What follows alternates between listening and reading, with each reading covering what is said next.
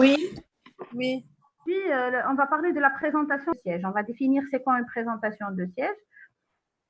La présentation de siège est une présentation longitudinale, c'est-à-dire le contraire de la présentation transversale, dans laquelle l'extrémité pelvienne du mobile fœtal est en contact avec le détroit supérieur, alors que l'extrémité céphalique, c'est-à-dire la tête du fœtus, est au niveau du fond utérin. Donc, l'extrémité pelvienne au niveau en suspubien, l'extrémité céphalique, elle est au niveau du fond utérin. Donc, c'est une présentation qui est autosique, ce n'est pas une présentation pathologique, elle est tout à fait autosique, contrairement à la présentation du franc ou bien la présentation de transverse qui sont des présentations dystociques.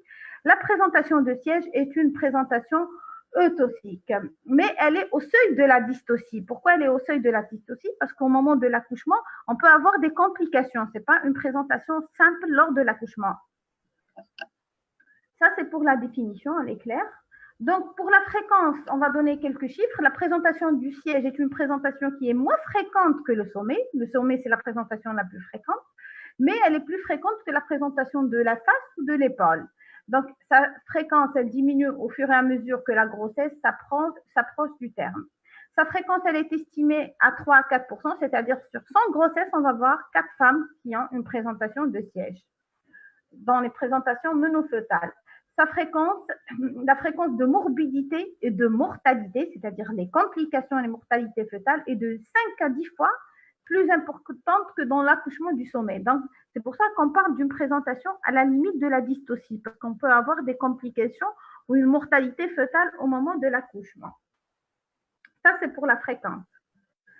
Alors, les modes de présentation et variété de position. On va voir quelques images sur les modes de présentation. Il faut savoir que dans la présentation du siège, le repère de la présentation, c'est le sacrum. Dans le sommet, c'est l'occiput. Donc, et le diamètre d'engagement, c'est le diamètre bitrochonterien. Donc, les modalités. Il y a deux grandes variétés de présentation de siège. Donc, deux façons où le siège va se présenter au cours de la grossesse en présentation de siège. La première, c'est le siège complet, où les jambes sont fléchies sur les cuisses et les cuisses fléchies sur l'abdomen. Le fœtus, il est assis, on dit que le fœtus, il est assis en tailleur, d'accord? Donc, c'est un fœtus qui est assis en tailleur. Les fesses et les pieds sont dans l'air de la dilatation, c'est-à-dire il est assis sur le détroit supérieur et c'est le siège complet. Siège complet, où le fœtus, il est assis en tailleur. Le siège décomplété. Alors, le siège décomplété, c'est le siège le plus fréquent, c'est le siège mode des fesses. Lorsque les membres inférieurs sont relevés en attelle devant le tronc et les cuisses hyper fléchies sur le bassin, ce qui amène les pieds à la hauteur de la tête fœtale. Ainsi, les fesses sont elles seules dans toute la présentation. Donc, on voit ici, vous voyez avec moi, c'est OK? Vous me dites si c'est OK. Vous avez l'image. Alors là, c'est le siège décomplété. Et ça, c'est le siège complet. Donc, le siège complet, la première image à droite, c'est le siège complet où le fœtus, il est assis en tailleur. Pourquoi on dit assis en tailleur? Parce qu'avant, le tailleur, il s'assoit dans cette position pour coudre quelque chose. Donc, il est assis en tailleur. Il a les jambes qui sont fléchies sur l'abdomen. Et ici, c'est le siège décomplété mode des fesses, c'est-à-dire il a les membres inférieurs qui sont relevés et qui arrivent au niveau de la tête. Ça, c'est le siège décomplété. Donc, ça, c'est le détroit. En bas de l'image, vous avez le détroit supérieur. Dans le siège complet, on voit les fesses, on voit aussi les pieds, alors que dans le siège décomplété, on voit que les fesses et les organes génitaux externes. Ça, c'est les deux grandes modalités dans le siège. Donc, siège complet, siège décomplété. Mais le plus fréquent, c'est le siège complet.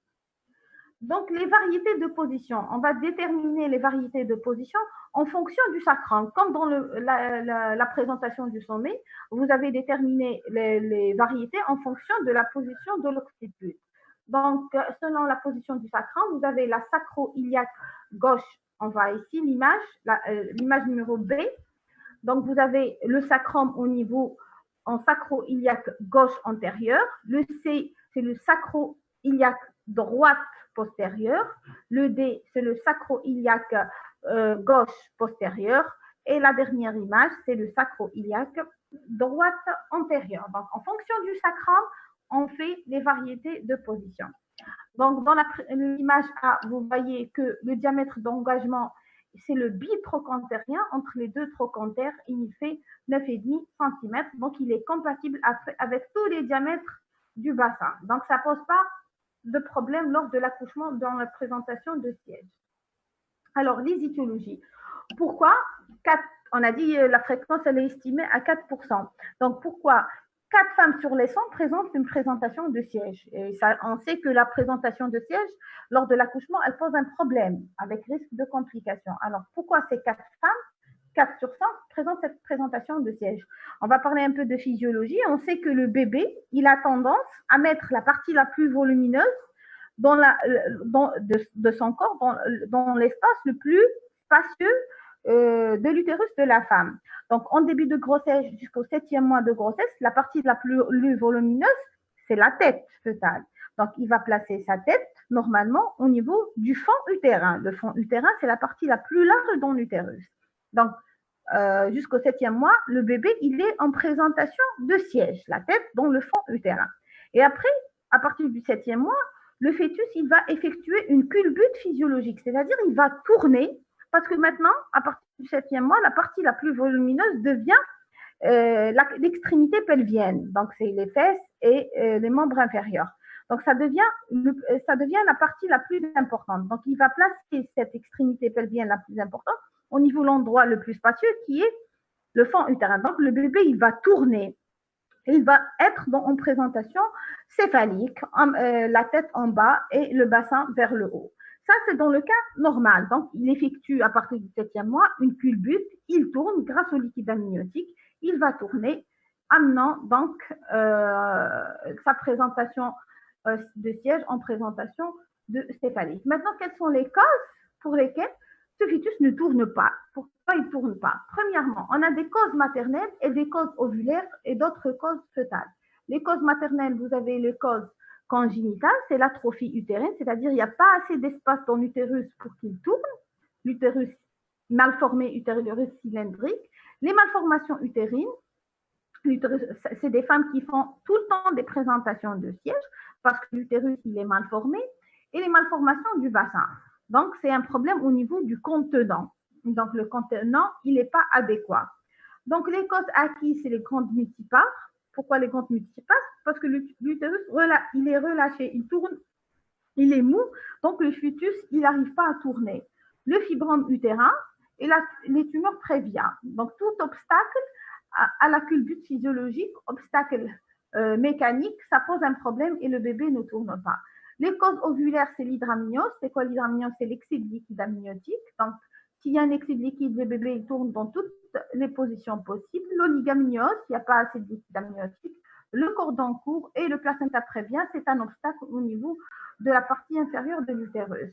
Les causes fœtales, c'est les malformations fœtales, l'anencéphalie et l'hydrocéphalie. Dans ce cas, l'hydrocéphalie, il y a du liquide dans la tête fœtale et c'est la tête qui est la plus volumineuse.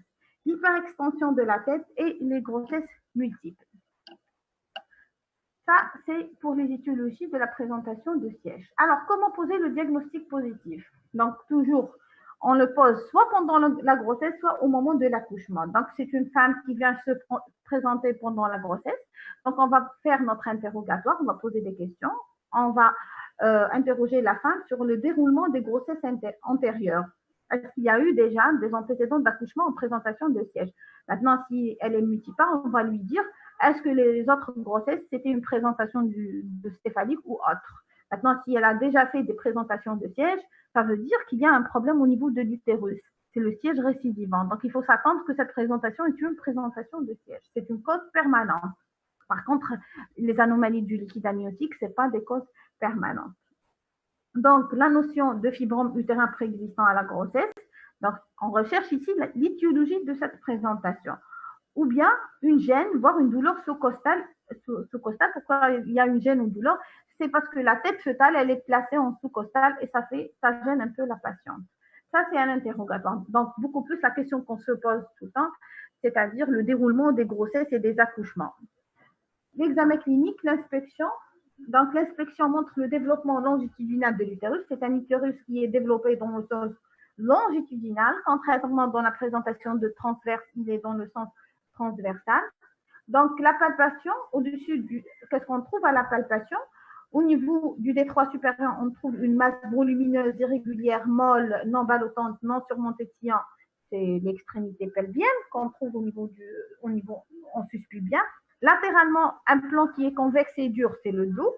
Au niveau du fond utérin, normalement, c'est l'extrémité céphalique, le pôle céphalique, il est dur, régulier, arrondi, et qui ballotte entre les mains. Donc, l'auscultation, les bruits du cœur, on les trouve en général au-dessus de l'ombilic. Et le toucher vaginal, pendant la grossesse, ils n'ont pas de beaucoup de renseignements parce que le col utérin est fermé. Donc, l'échographie pelvienne, elle permet de confirmer le diagnostic et aussi, elle permet de faire les biométries et les mensurations fœtales. On voit bien sur l'image la présentation de siège où le bébé, il est assis en tailleur. Ça, c'est le siège complet. Il a les cuisses qui sont fléchies sur l'abdomen. Et là, on voit l'auscultation des bruits du cœur. On trouve les bruits au-dessus de l'ombilic. Et vous avez le dos. Dans la première image à gauche, on voit le dos, il est en avant. Et la deuxième image, le dos, il est en postérieur. Maintenant, comment on fait le diagnostic de la présentation de siège pendant le travail? Donc, le diagnostic, il repose sur le toucher vaginal. Donc, c'est les mêmes données à l'interrogatoire, à l'inspection, l'utérus qui est développé dans le sens longitudinal. Maintenant, c'est le toucher vaginal qui va nous donner beaucoup d'informations vu qu'on est devant un col qui est favorable. Avant la rupture des membranes, on peut avoir une présentation molle, contrairement à la présentation céphalique qui est une présentation dure. On n'a pas de fontanelle ni de suture et on perçoit des reliefs osseux qui correspondent à la pyramide sacrée. Dans le siège complet, on perçoit les pieds du fœtus. Donc, il est assis en tailleur, donc on a les pieds. Maintenant, lorsque la poche des os ou bien les membranes sont rompues, là, on a beaucoup de données. Là, on palpe, les doigts palpent deux masses molles séparées par le sillon interfessier. C'est les fesses. On va toucher l'extrémité podalique et entre les deux fesses, il y a le sillon interfessier à l'extrémité duquel on va trouver l'anus et le sacrum qui est le repère de notre présentation. Donc, on peut déterminer les variétés de position. Les examens complémentaires au moment du travail, on peut s'aider d'une échographie qui permet de voir la flexion de la tête, c'est important. On s'aide à l'échographie pour voir est-ce que la tête elle est bien fléchie ou non, c'est important au moment de l'accouchement. Donc, on peut faire aussi une radiographie du contenu utérin si on est devant une présentation gémellaire. Alors, c'est clair pour le diagnostic positif? Vous m'entendez, c'est clair? Oui. Est-ce que je peux avoir une réponse? Oui, docteur. Oui, docteur. Je suis. Oui. Ok, c'est clair. Donc, on continue. Vous pouvez poser vos questions à la fin du cours, il n'y a pas de souci. On termine et vous posez les questions, ok? On fait comme ça? Donc, en fin de cours, vous avez le temps pour poser vos questions. Alors, le diagnostic différentiel, donc, quel diagnostic peut confondre avec la présentation de siège? On a premièrement la bosse sérosanguine. La bosse, c'est traumatique en rapport après la rupture de la poche des os chez les femmes ayant amorcé le travail ailleurs. Parce que la bosse, au niveau de la présentation du sommet, ça donne une consistance molle et ça prend confusion avec la présentation de siège. Vous avez aussi présentation de la face. Pourquoi on confond la présentation de la face avec la présentation du sommet du siège décomplété? Parce qu'on confond les éléments de la face qui sont le siège, la bouche, on la confond avec les joues, avec les fesses, et la bouche, elle est confondue avec l'orifice anal, le menton avec la pyramide sacrée. Donc, quand on fait notre toucher vaginal, on peut confondre une présentation de siège en mode décomplété fesses avec une présentation de la face, parce qu'on a les joues, on a la bouche et on a le menton qui se confond avec la pyramide sacrée. Aussi, diagnostic différentiel avec l'anencéphalie. L'anencéphalie, c'est l'absence de voûte crânienne, de boîte crânienne, donc on a une consistance molle, ça confond. et aussi les présentations transverses. Ça, c'est pour le diagnostic différentiel. L'accouchement. Donc, le problème dans la présentation de siège, premièrement, c'est connaître l'étiologie, pourquoi la femme fait une présentation de siège. Et deuxièmement, c'est l'accouchement. On sait que l'accouchement est un accouchement à risque, un risque fœtal, beaucoup de morbidité, de mortalité fœtale. On a dit 5 à 10%. Alors, l'accouchement, donc on a les phénomènes mécaniques, c'est-à-dire les trois parties du fœtus, le siège, les épaules et la tête dernière vont subir les trois temps de l'accouchement. Les trois temps de l'accouchement, vous les connaissez, c'est l'engagement, la descente rotation et le dégagement. Donc, c'est le contraire de la présentation du sommet, c'est l'inverse. Donc, on commence par le siège, les épaules et on termine avec l'extrémité céphalique. Maintenant, on commence par le siège. On sait que le diamètre d'engagement dans le siège, c'est le bitrochantérien. Donc, l'accouchement du siège va être très facile. Pourquoi il va être facile? Parce que le diamètre, il est petit, il ne pose pas de problème particulier. Donc, on a l'orientation, une rotation qui amène, on a le diamètre bitrochantérien qui va être dans un diamètre oblique du T3 supérieur. On va voir, il y a l'image normalement, on va voir. Alors, on va chercher l'image. Alors, on va voir. Excusez-moi une seconde. On va chercher l'image. Ça va être clair. Voilà. Donc, vous avez ici l'image B. Vous avez le diamètre bitrochantérien qui va être dans un diamètre oblique du D3 supérieur. Donc, en général, c'est l'oblique droit du D3 supérieur. Ça, c'est pour l'engagement. Donc, ça commence par l'orientation, l'amoindrissement et l'engagement proprement dit. L'engagement proprement dit est très facile et rapide. Puis, la descente et rotation, on a une rotation en spirale qui amène le bitrochantérien dans le diamètre antéro-postérieur du D3 inférieur. Elle s'effectue en même temps que la descente ou juste après. Elle n'est jamais qu'un huitième de siècle. Donc, il faut imaginer la chose. On a après l'engagement, donc l'orientation, et puis le bébé, il va tourner. Il va amener son diamètre bitrochantérien dans un diamètre antéro-postérieur. Il était dans un diamètre oblique, il tourne en antéro-postérieur. Tout ça pour amener sa lanche antérieure contre la symphyse pubienne. Après la descente rotation, vous avez le dégagement où la hanche antérieure elle va se caler sous la symphyse pubienne et va se dégager facilement. Il faut toujours avoir le dos, il doit être toujours en avant, toujours dos en avant. Parce que si on a le dos en arrière, on va avoir le problème d'accrochage du menton, c'est-à-dire la tête va rester bloquée au-dessus du D3 supérieur. Donc, l'accouchement du siège, c'est très facile.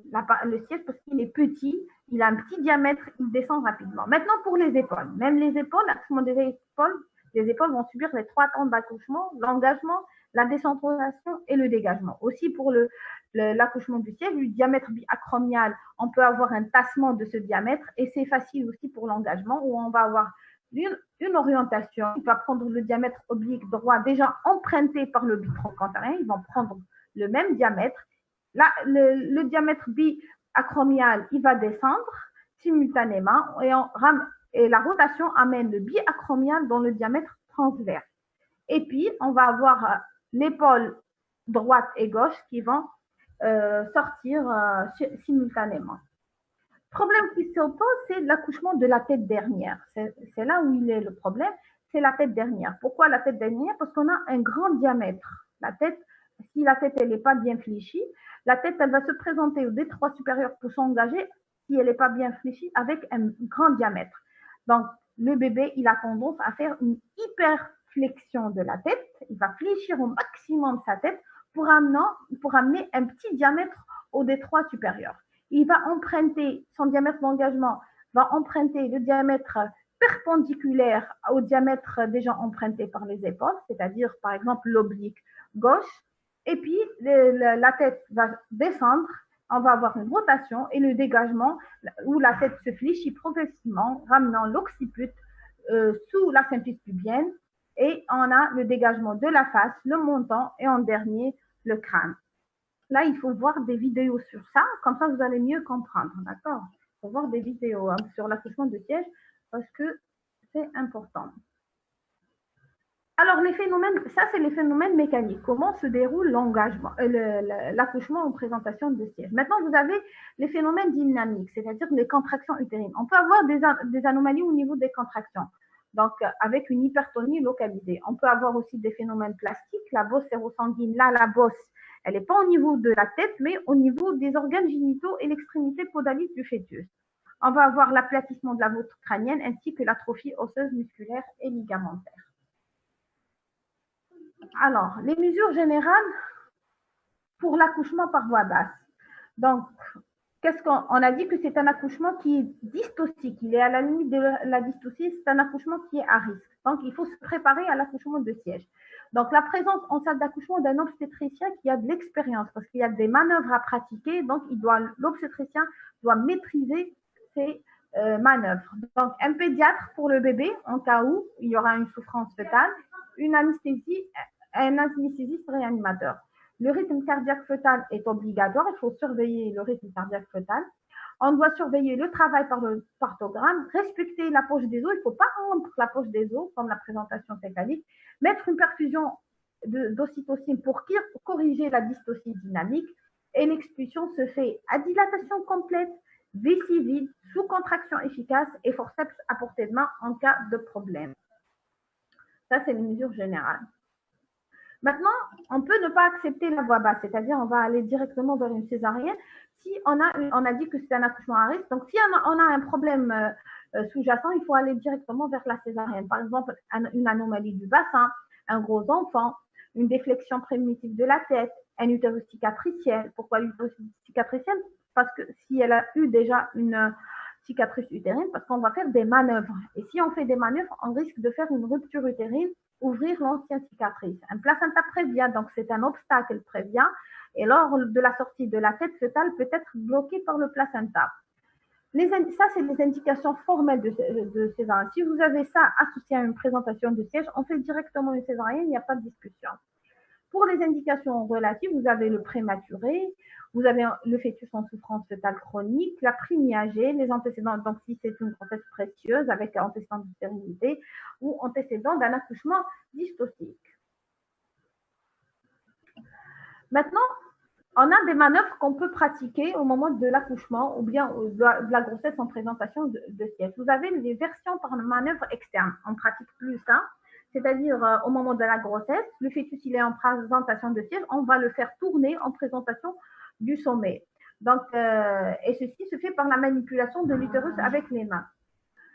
Donc, il y a des contre-indications à ces manœuvres, c'est l'utérus cicatriciel, le placenta prévient, le bébé en souffrance, les grossesses multiples et en cas d'isonisation immunisation fœto-maternelle. Ça, c'est la version par la manœuvre externe où on va mettre les mains sur le ventre de la mère, saisir la tête d'une main, l'extrémité pelvienne et on va essayer de faire tourner avec nos mains le fœtus pour le rendre en présentation du sommet. Mais on ne le fait plus hein, parce que ça ne marche pas et ça reste bloqué en général en présentation de siège et on peut provoquer un décollement du placenta et tout ça. Maintenant, la méthode de Vermelin. Là, c'est des méthodes au moment de l'accouchement. Vermelin, c'est quoi? Le rôle de l'obstétricien réduit à l'observateur attentif. C'est-à-dire, devant une présentation de siège, on met un siège. C'est-à-dire, on observe l'accouchement, on ne touche pas. Parce que si on touche le bébé au moment de l'accouchement, on le stimule. Le bébé, il risque de bouger, de relever ses mains et défléchir sa tête. Donc, si la tête sera défléchie, si on le touche, on le stimule. Si la tête est défléchie, c'est l'accrochage du menton et le bébé est bloqué, il ne peut plus sortir parce que le diamètre de la tête, il devient grand et il n'arrive pas à s'engager dans le détroit supérieur. D'accord? Donc, c'est la méthode de Vermelin. Donc, Vermelin, juste on observe l'accouchement, on ne touche pas. Si ça se passe bien, donc on ne touche pas le fœtus. Maintenant, s'il y a un problème, là, on intervient. Nous, on pratique ça tout le temps, c'est-à-dire on observe l'accouchement, on ne touche pas le bébé, on demande à la manœuvre de l'offset.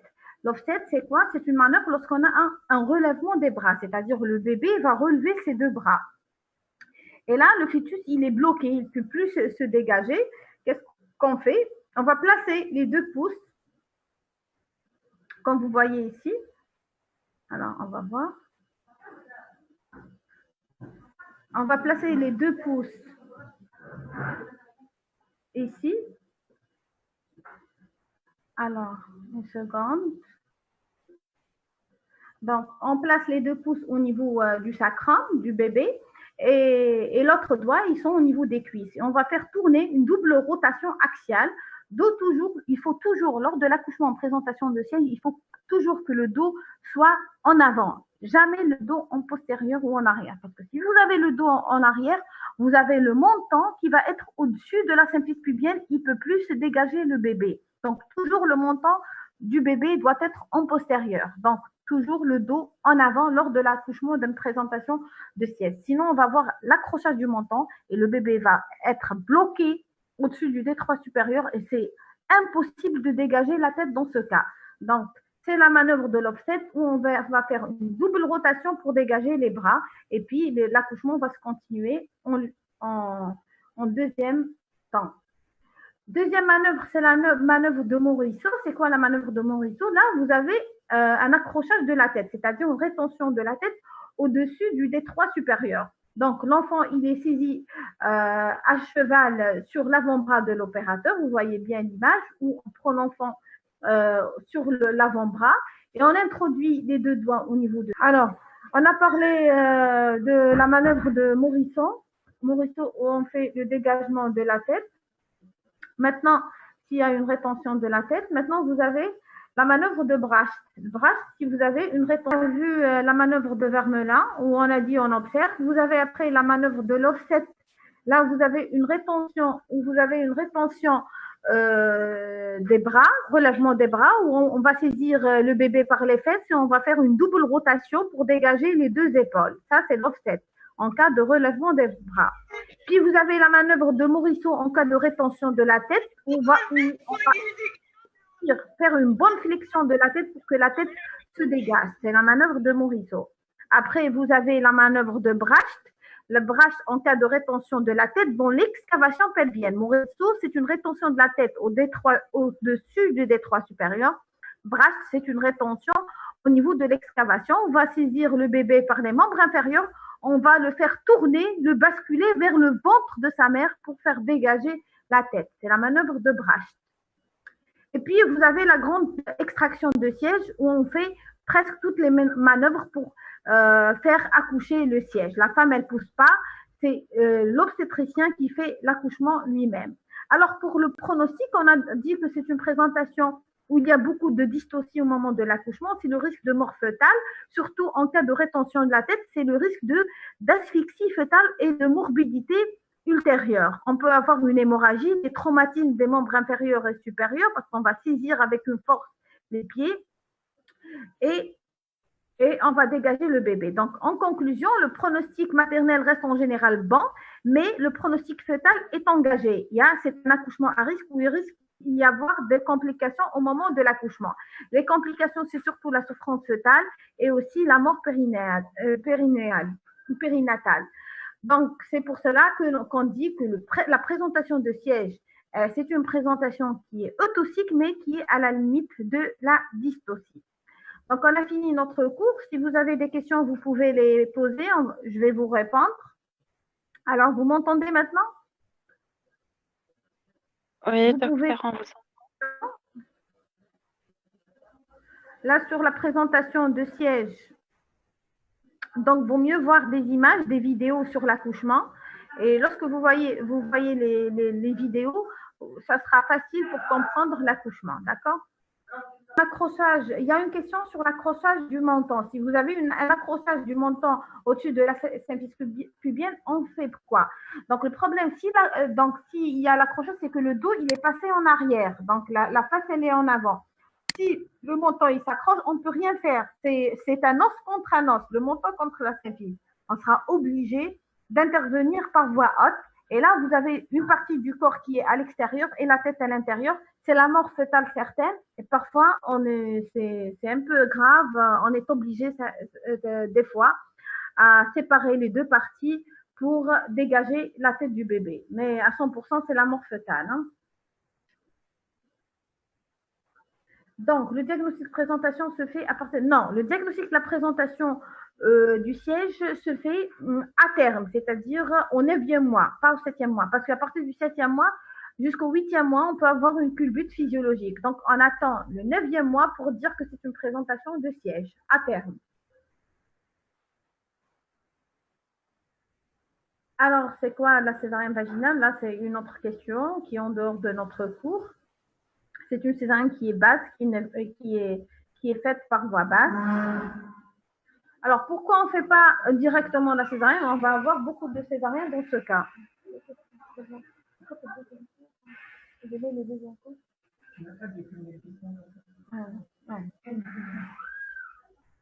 Alors, pourquoi on respecte il y a une très bonne question sur pourquoi on conserve la poche des os. On conserve la poche des os parce que c'est elle qui va appuyer sur le col et entraîner l'ouverture du col utérin. Donc, la dilatation du col, c'est grâce à la poche des os. Parce que si on est devant un siège complet, vous avez les membres inférieurs, les pieds, ça épouse pas bien le col. Donc, maintenant, si on a vraiment une bonne poche des os, ça améliore, ça aide à l'ouverture et à la dilatation du col.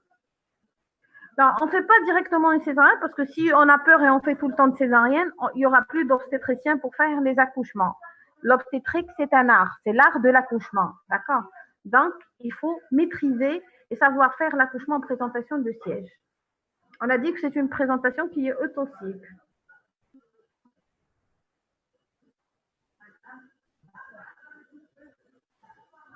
Alors, j'ai dit l'accrochage du menton lorsque le dos, il tourne en arrière. Il faut que le dos soit toujours en avant. Maintenant, s'il tourne en arrière, on va avoir la face qui est en avant. Si vous avez la face en avant, vous avez le menton qui va se bloquer, s'accrocher au-dessus de la symphyse pubienne. Il reste bloqué. Il ne descend pas le menton du fœtus. Et on appelle ça accrochage du menton. On ne peut pas, le bébé, dans cette position, il ne pourra jamais se dégager. Il faut séparer les deux pôles du bébé. Alors, pourquoi cette présentation, elle peut se confondre avec l'anencéphalie, la présentation transverse? Parce que lorsqu'on fait notre toucher vaginal, on perçoit une masse qui est molle. On confond ça avec l'anencéphale, parce que dans l'anencéphale, il n'y a pas de crâne, il n'y a pas de voûte crânienne, il n'y a pas d'os, on touche directement le cerveau et c'est mou. Donc, ça prête confusion avec la présentation de siège. Alors, quelle est la variété la plus fréquente? La variété la plus fréquente entre siège complet et décomplété, bien sûr, c'est le siège complet assis en tailleur. Décomplété, le plus fréquent, c'est le mode des fesses, c'est-à-dire il y a les fesses qu'on perçoit et les membres inférieurs sont allongés à côté, allongés en avant du bébé.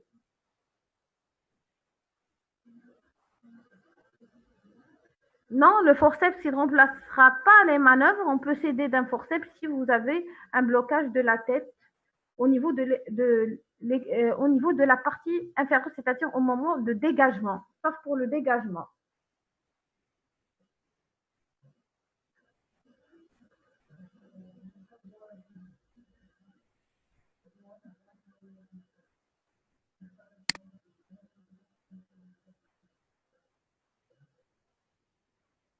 Alors, il y a une question. Quels critères on se base en pratique pour dire que le bassin de la femme est étroit en dehors de la radiopelvimétrie? Donc, on fait le toucher vaginal et on va voir les critères. On fait l'examen du bassin et vous avez après la radiopelvimétrie. Il y a aussi la clinique pour apprécier les diamètres du bassin. Et puis, à côté, vous avez la radiopelvimétrie. Donc, comment faire la différence entre une bosse sérosanguine et une présentation de siège? On a dit la bosse, c'est traumatique, c'est au niveau de la tête et c'est à cause de l'ouverture des membranes et à force de faire les touchés vaginaux, ça traumatise le cuir chevelu. On a un peu d'hématome qui se forme, mais c'est pas méchant, il va se résorber en quelques jours. Il n'y a aucun risque pour le fœtus. Donc, comment on fait la différence? On va palper, bien sûr, à l'autre extrémité de la bosse, on va trouver l'occiput, on va trouver les autres éléments de la présentation du sommet. Alors, j'espère avoir répondu à toutes